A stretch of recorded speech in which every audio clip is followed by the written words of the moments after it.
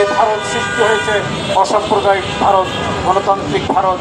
এই দলিত সম্প্রদায়ের নেতা ডক্টর আম্বেদকর যে ভারতের সংবিধান রচনা করেছেন, পণ্ডিত জওহরলাল নেহরুর যে স্বপ্ন ভারত, মহাত্মা গান্ধীর যে স্বপ্ন ভারত, অটল বিহারী বাজপেয়ীর যে স্বপ্ন ভারত, সে ভারত আজকে নেই। আজকে মোদি এবং জানি ওর নাম না, মোদি, অমিত শাহ এবং যোগী আদিত্যনাথ আজকে সুগন্ধর দখলে ভারত। তারা আজকে ভারতের চরিত্র পাল্টে দিচ্ছেন, ভারতের সংস্কৃতি পাল্টে দিচ্ছেন। পশ্চিমবাংলায় জোর করে মারোয়ারিদের শাসন জারি করা, এখানে হিন্দি ভাষাকে প্রাধান্য দিয়ে হিন্দি শিখতে হবে, এর বিরুদ্ধে আজকে পশ্চিমবাংলার সংগ্রাম করছে। অতএব ভারতের আমি ধন্যবাদ দেবো এখানে দাঁড়িয়ে একজন অভিনেতা, কি নাম ওর, তামিলনাড়ুর বিজয় থালাপাতি।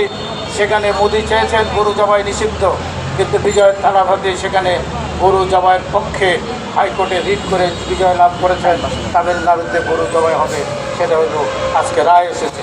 অতএব আপনি আপনার বিভিন্ন ধর্মের মানুষ কি খাবে কি খাবে না, এর উপর আপনি ধর্ম চাপিয়ে দিচ্ছেন।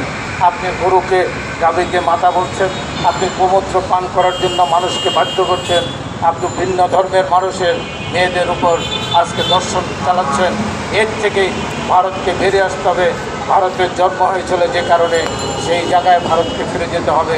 নাহলে আমরা বলতে চাই আজকে পুশিনের মাধ্যমে মুসলমানদের বাংলাদেশে ফেরত পাঠানোর যে অপচেষ্টায় লিপ্ত, আপনি ভুলে যাবেন না মোদী সরকার ফ্যাসিস্ট 17 বছর বাংলাদেশ যারা চালিয়েছেন, আজকে বাংলাদেশে তারা নেই। আমরা জুলাই আগস্ট গণঅভ্যুত্থানের মধ্যে দিয়ে, একটা বিপ্লবের মধ্যে দিয়ে বাংলাদেশে শেখ হাসিনাকে এই দেশ থেকে বিদায় করেছি। এই দেশে এখন দেশপ্রেমিকরা বিরোধী দল, দেশপ্রেমিকরা আজকে সরকারি দল।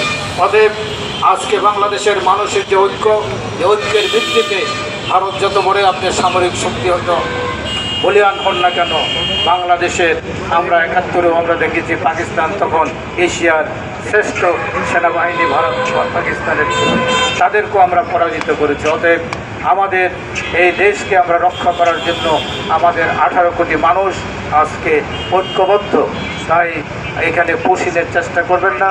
আমি খ্রিস্টান সম্প্রদায়ের ভাইদের বলবো, আপনারা ভারতীয় হাই কমিশনে স্মারকলিপি দিয়ে আসবেন এবং এখানে জাতিসংঘের যে আবাসিক প্রতিনিধি আছে তাকেও আপনারা স্মারকলিপি দেবেন এবং ইউরোপিয়ান ইউনিয়ন সহ আমেরিকা সহ সকল গণতান্ত্রিক বিশ্বের কাছে, জাতিসংঘের কাছে আপনারাই দাবি করবেন বাংলাদেশের খ্রিস্টান সম্প্রদায়ের পক্ষ থেকে যে ভারতের সংখ্যালঘু ভাই বোনদের উপর যে অত্যাচার, ধর্মের উপর যে অত্যাচার, এর থেকে ভারত যেন বিরত থাকে।